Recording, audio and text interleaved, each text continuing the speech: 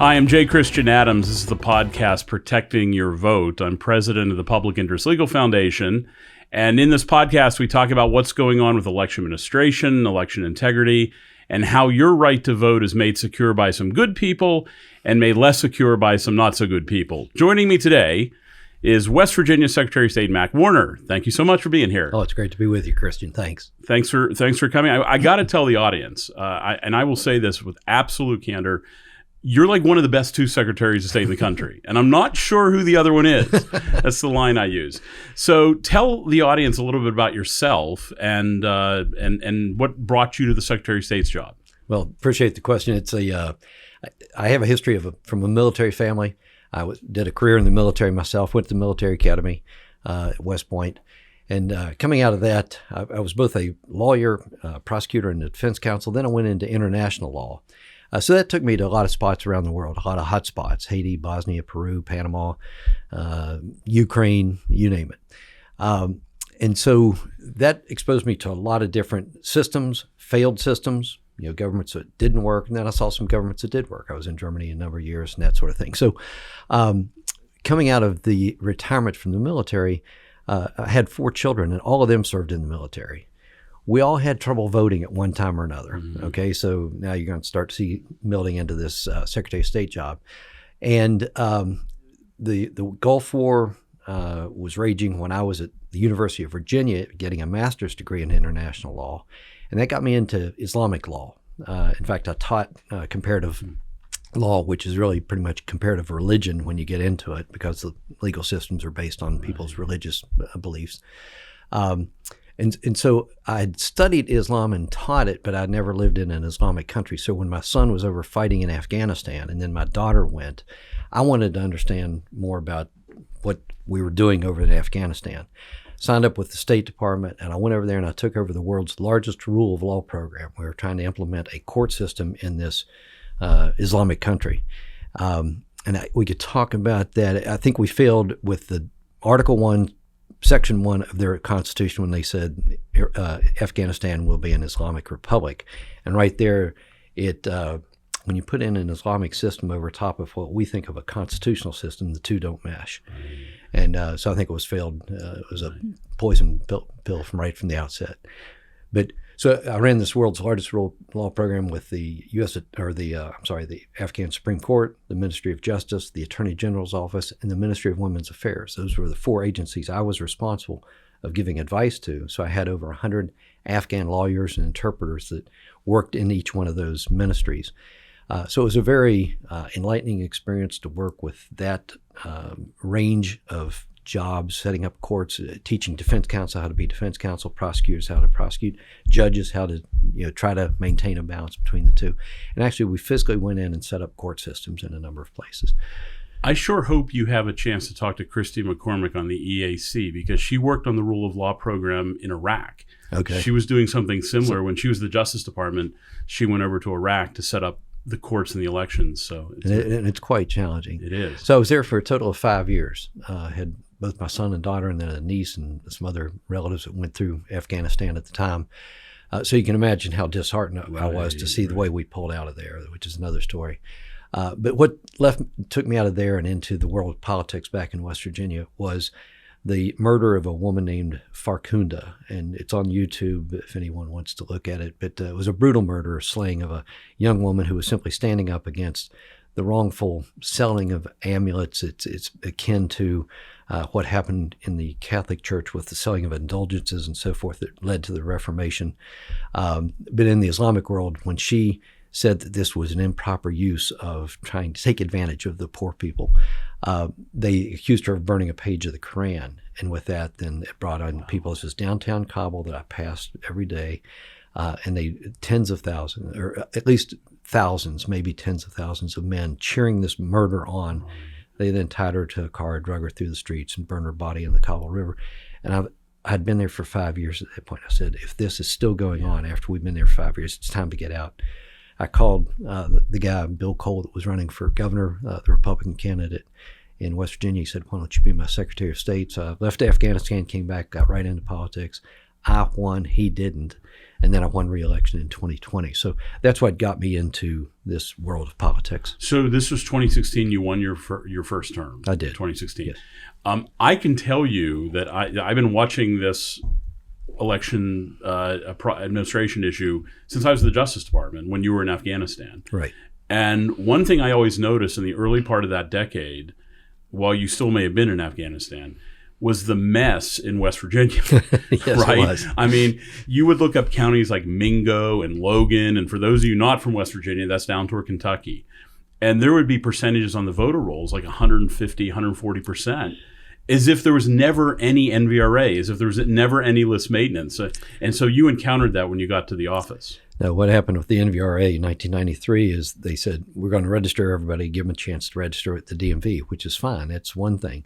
But the other half of that was you were supposed to do list maintenance, and that is review those lists every 2 years and go through the national change of address system, so forth. And that wasn't getting done in West Virginia. They were signing people up, but they weren't taking names off. So people who had died, who became convicted felons, duplicates, the poll book just kept growing and growing and growing. And what you're alluding to was brought to the attention of many of us by Judicial Watch, where they started suing some counties and states that had more registered voters than they actually had people living in those counties. And we had 6 of those in West Virginia. And that's what I was facing when I came into office. I beat a 2-term incumbent Democrat backed by George Soros, and they weren't interested in cleaning up the voter rolls. They just wanted those rolls as packed as much as they could. And so I was actually pulled aside by some clerks, and this is both Republicans and Democrats. The Democrat clerks wanted these rolls clean. They don't like the bloated rolls. So this was a bipartisan issue of let's clean up these elections in West Virginia. And that's why they got behind me. It's why I got elected. So as we came into office, that was the focal point of working with the 55 county clerks. And we started knocking off those counties that had those more registered voters than actual live people. Since I've been in office, we've taken off over 365,000 names from the voter registration list. And this is out of 1.1 million registered voters. So it's about 1 in 4. Right. Now, you notice I said names. These aren't people. These aren't live people.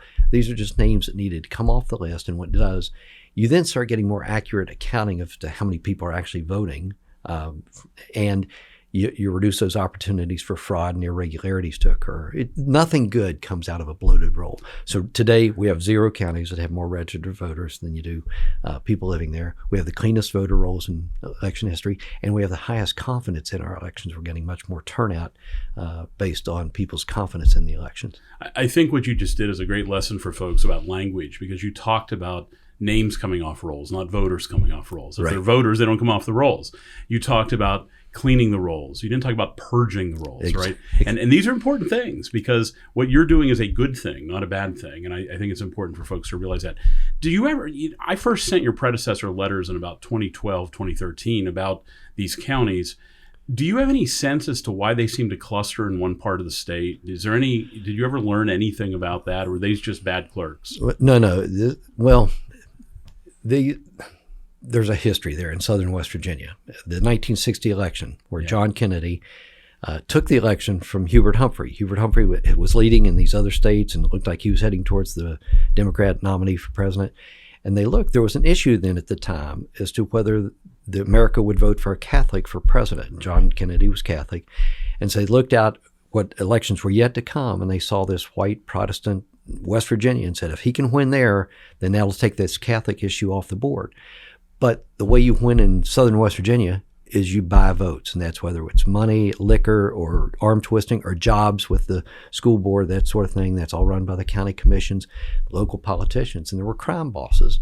And I'm telling you this, there are books that have been written on it where people bragged about it. They admit that this is what they did. And John Kennedy's dad sent in bags full of money, literally, and they bought the election, stole it from Hubert Humphrey in the Democratic primary. And after they did it there, they then went to Illinois and did it bigger time. What I'm answering is there's this history of corruption in southern West Virginia in the coal fields, basically, where the votes could be bought. And that's what I've been fighting. And my family, I come from this political family. We were Republicans way back when.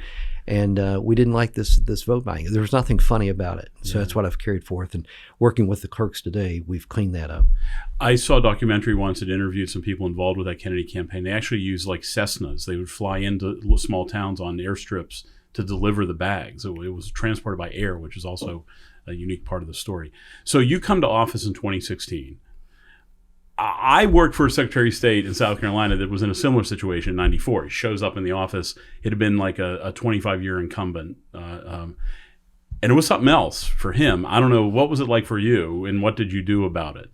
Well, the good thing is the clerks wanted me in there. They wanted to clean this up, all right? It had been 40, 50 years since the John Kennedy thing. That lasted for a couple decades where it was funny and there were jokes made and so forth. And then people started taking it serious. I think about the time that the Al Gore Bush right. campaign, when he basically started this war on fossil fuels and so on. And West Virginia is an energy producing state. And we started to look at things through a different lens. And so at that point, we started voting for Republicans at the presidential level, but we still had Robert C. Byrd and Joe Manchin and these folks. Rockefeller, John D. Rockefeller, exactly. And who came to West Virginia for the same reason John Kennedy did, with the satchels full of money, because that could be very influential in the political realm. So we started to change at the presidential level, started looking at things differently. And by 2014, that's when we took over the House. That's the Republicans, the conservatives. See, West Virginia's always been a conservative state, a religious state, hardworking people. So, but there was a disconnect between the politics of the Democratic Party and this, what has now become a very progressive, radical ideology is driving the politics. That's contrary to the people and the conservative values that we have. So now what you have is this realigning in West Virginia of the people with the politics, with the party, with the principles. All these things are starting to line up. So in 2014, the conservatives took the House of Delegates. In 2016, they took the state Senate. Now we elected a Democrat governor, but a year later he switched from Democrat to Republican. Right. So now we're ready for a conservative Republican to get all of those aligned, the House, the Senate, the governorship. And at the same time, we've elected some conservative Supreme Court members as well. So West Virginia is now on the cusp of doing some great things. I saw that the West Virginia House is 90-10 Republican. It's 88 to 12, but you're right, and it could be moving in that direction. And the only Democrats seem to come from Morgantown and Charleston, and there's one in Huntington. And I couldn't find a Democrat from any other part of the state. And for those of you who don't know, Morgantown is WVU, Huntington is Marshall, and Kanawha County is the state capital. It was unbelievable. With the Charleston Gazette, which has always been a very liberal paper. So you're absolutely correct. And over on the Senate side, it's 31 of 34 senators. Oh, I didn't know that. I didn't even look at that one. And I think that may go even further. Oh, that's funny. And let me guess, is the three senators from Kanawha County, Morgantown, and Huntington, or is there a different pattern? There's a little different, but no, it's been a dramatic change. I'm talking 8 years is all it has taken to make this move. But that's what Obama's war on coal. You may remember when Hillary Clinton made the comment, we're going to put a lot of coal miners and coal businesses out of business. And came into Logan, and people told Joe Manchin and her, don't come in here and do that. And she did it anyway. And that's what caused the state to flip. So back to when you took office, and my experience as a young lawyer, when Secretary of State Jim Miles was his name, took office in South Carolina, there were a lot of people who worked there on government salaries that kind of thought they had a lifetime entitlement, that they should always be paid by other people to do bureaucratic work. Did you encounter something similar, and did you do anything about it? I did. Where people think they're entitled to these government jobs and that they don't have to work. You know, the joke, well, you got a state job, so you don't really have to produce anything. And that's just complete contrary to my way of thinking and the way the Republican conservative principles are. And we like to run business the way businessmen run their businesses, their companies. And you don't keep somebody around just because whatever. And in the worst case that I had, I went through the office, and as I did, I had one lady look up at me and said, "You can't do anything about me. I'm your token." I was flabbergasted. I was absolutely flabbergasted. She'd been there for 49 years. She didn't know how to work a computer. She wouldn't answer the phone. They wouldn't let her do customer relations. But this was an African-American woman, and she thought she was just entitled to this job. And that's just one example. I had other examples of people who actually were being investigated by the Capitol Police for dealing drugs out of the Secretary of State's office. Okay. Now, that one I've never heard before. This is what I was looking at as I came into this office. We had women who were reporting money being stolen out of their purses in the Secretary of State's office. I said, I'm not going to put up with that. We're going to clean this up. this up. And so that's exactly what I did. You just reminded me, when I was at the Justice Department, in the United States Department of Justice, we had a rash of thievery out of people's offices from inside the department. And you can't think of the morale issues you have and always looking over your shoulder and wondering what's going on. Well, once I'd cleaned this up, I'd gotten rid of those people, then I can leave my office and go to a school to talk voter registration, that sort of thing. And I'm not having to watch over my back and worry what's going on back at the office. We've got people, we're working with about 20% fewer people in the Secretary of State's office today than when I came in. Okay, so and you're doing more. And we're doing more. Right. People are happier, they're working harder, and I'm able to pay them more. Okay, when you take those folks off, you can pay your current employees more. Everybody's happier. We've heard nothing but just kudos from the clients, the people who come in and use the services. Hey, this office has changed. You answer the phone. You greet people with a smile. You take care of our problems. And so it's a joy to work there. I've absolutely loved this job, and the people that work there are fun to be with because we know we're doing something for the people of West Virginia.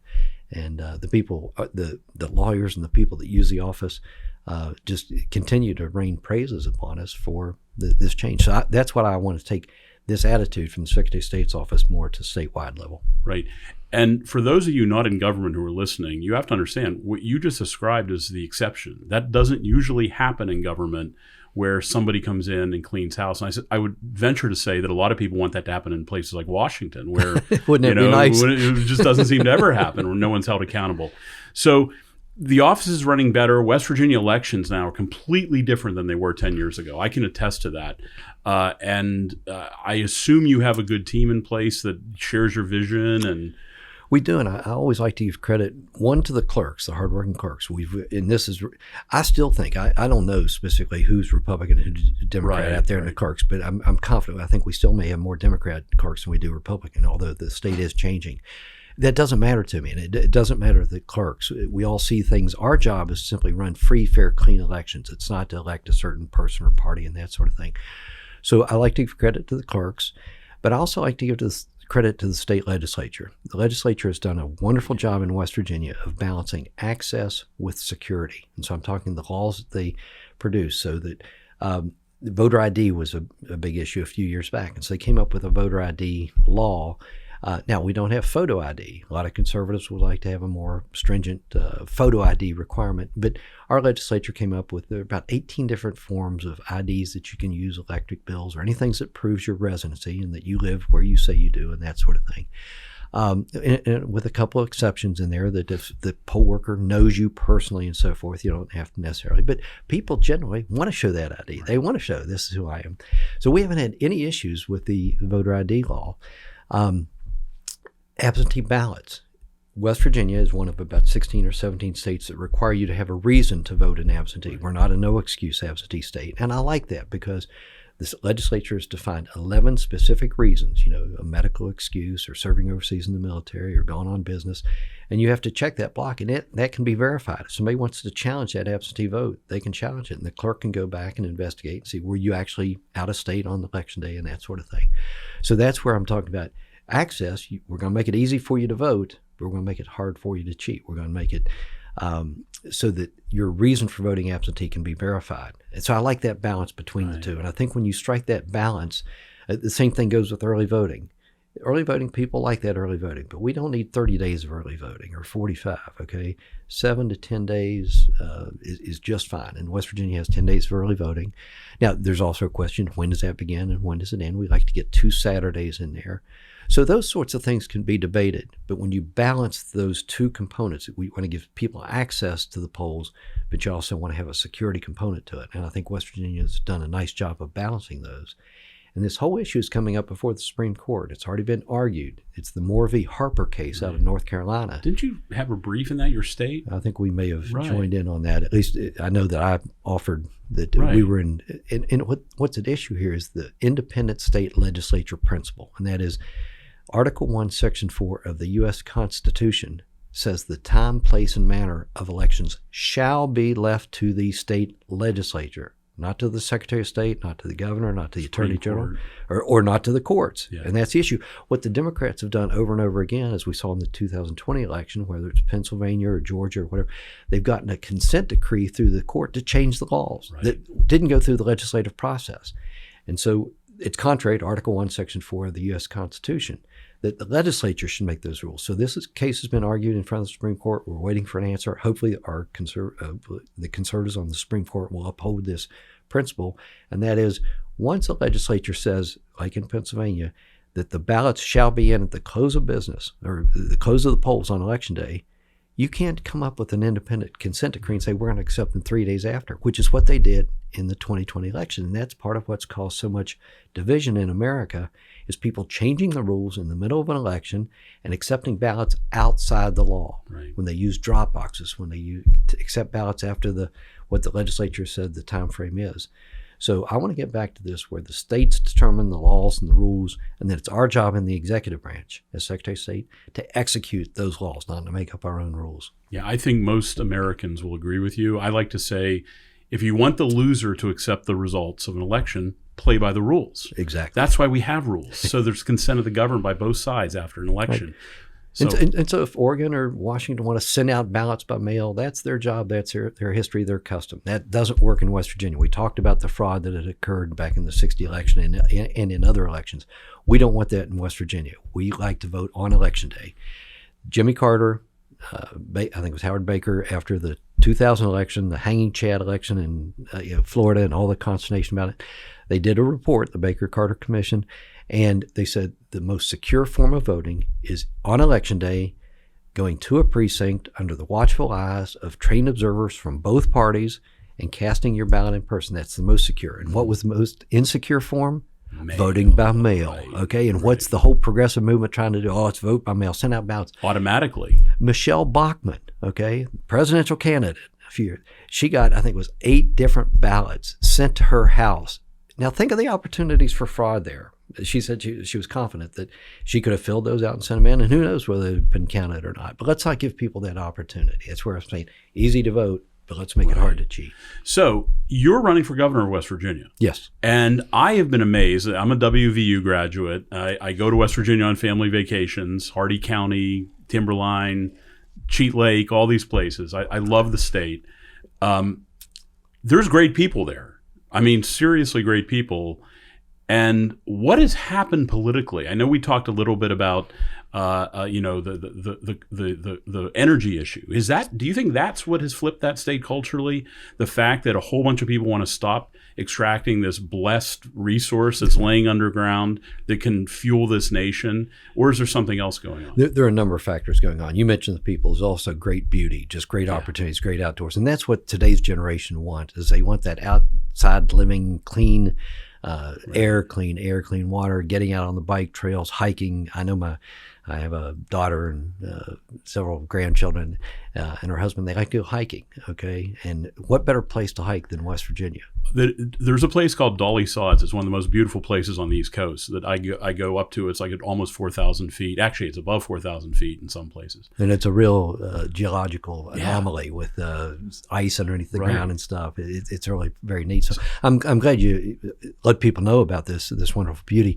But there's also change in the attitude in West Virginia. So as I talked about the House and Senate taking over, it gave us an opportunity to start changing the laws in West Virginia to make it truly more business friendly. So what I'm talking about is the right. We became a right to work state. I think we were one of the ones that put us over nationwide more towards right to work opportunities. And where that's important is last year was the year of announcements. We had 6 or 7 huge companies that landed in West Virginia. In nationwide competition, they picked West Virginia. And why was that? Well, one of the questions that Nucor, which is a huge steel manufacturing, one of the first questions they ask is, are you a right to work state? Had we not been able to answer yes to that, they would have taken us off the list and looked elsewhere. So right to work, prevailing wage. We got rid of prevailing wage, okay? So we made the opportunity to compete much more lucrative to businesses. You can build at much less cost when you bring in a new manufacturing plant and so forth. The court system became, we came off the judicial hellhole. West Virginia used to be the place where people would try to come and sue because of the court system. So that has changed. Paycheck protection. There are a number of things that we've put in place, and now we're being looked at not only for our people and the beauty, but the competitive workplace. And so those are the type things that I want to continue to do. And then I'll bring in one more, and that's COVID. We were the last state in the nation to report a case of COVID. And so we are somewhat isolated with the mountains and everything. And so if people want to get away from it all, our national parks have been booked solid. I mean, the minute it opens up for people to register to get a site at the national parks in West Virginia, those spaces fill up. They want to get away to Hardy County. I've never seen so many deer as I've seen it. If you want to hunt, West Virginia is the place to come. If you like to fish, we have it all. Well, it's funny you mention right to work. If I lived in the 70s.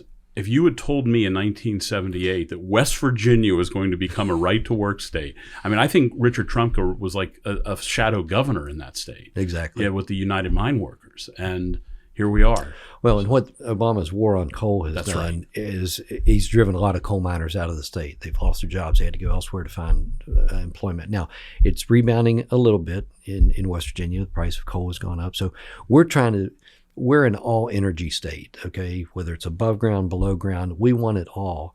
And that's the sort of governor that I will be, is in trying to entice all of those businesses into coming. But we are not ready to cut off fossil fuels, coal, oil, gas, simply with an arbitrary date and say by 2030 or 2050, we're going to do what? No, let the marketplace decide which energy sources prevail. It's ludicrous for us to be shutting down coal plants and China building, 10 times, we're all in the same globe together. Why kill ourselves and our people? And it is really, if you haven't been back to southern West Virginia in a while, there are 8 counties down there that are Depression-era economics. McDowell County itself has gone from 120,000 people to 18,000 people, lost over 100,000 people. Now you think about that. If you're a property owner there, if you're trying to run a hospital or a school, you're just trying to sell your land. It's Depression-era economics. It's very sad. And we've got to do something to turn that around, and maintaining West Virginia as a resource. We're sitting on top of the Marcellus Shale, the Utica Shale. We've got gas. One county in West Virginia, Tyler County, little old Tyler County up there close to the Ohio River, is going to produce 3% of the world's natural gas this next year. One county. Okay, think about that. So that's the economic opportunity that we're sitting on. We used to be a timbering state, a coal state. We're sitting on top of this oil and gas. Let's use it. We can burn this cleaner. We can do, through innovation, we can make clean energy, but let's not just write off fossil fuels simply because it sounds good. And by the way, where are you to get the energy for the electric vehicles anyway? Right. You burn coal or gas. It's a facade thinking that, I run an electric vehicle, so I'm not harming the environment. It all comes from the same base energy, and that's coal, oil, and gas. So unlike people in the Biden administration, I take it you don't want to ban gas stoves. Exactly, yeah. Think of the ludicrous positions they take. It's just crazy where they've gone. Well, listen, we've been on with Mac Warner, Secretary of State of West Virginia. Thank you very much. I'd like to say one of the best 2 secretaries of state in the country, and I can't think of who the other one is. Christian, it's been great being with you. I really appreciate the opportunity to talk about the great thing and the great state West Virginia is. Thanks. You've been listening to Protecting Your Vote. I'm Christian Adams, President of the Public Interest Legal Foundation. Join us next time. We'll have guests coming up like Cord Bird, the Secretary of State of Florida. Also, James O'Keefe on tap. So stay tuned. You're listening to Protecting Your Vote.